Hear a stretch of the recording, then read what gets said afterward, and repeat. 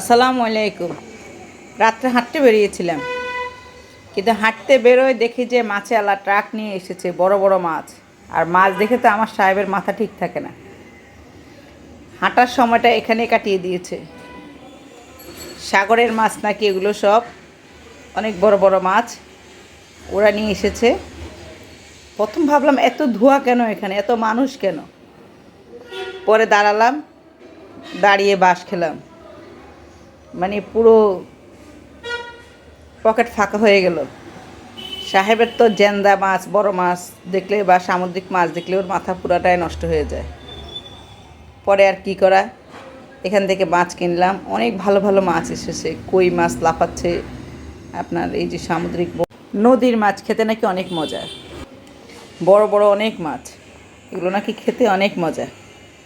দেখাই যাক কি হয়, পরে আপনাদেরকে রিভিউ দিব, ঠিক আছে? আসলে এইসব জায়গায় কখনো দাঁড়াতে নেই, দাঁড়ালেই অবস্থা খারাপ। আপনার কিনতেই ইচ্ছে করে, দেখতেই ভালো লাগে, এত সুন্দর, এত ভালো। সব মানুষ দেখতেছে খালি আর কিনতেছে। বড় বড় মাছগুলো সবাই ভাগা হিসাবে কিনে নিয়েছে, কারণ একজনের পক্ষে তো আর এত বড় একটা মাছ নেওয়া সম্ভব না বা খাওয়া সম্ভব না, এই জন্য ভাগ করে নিল। খুব ভালো লাগলো বাঁশ খেলেও।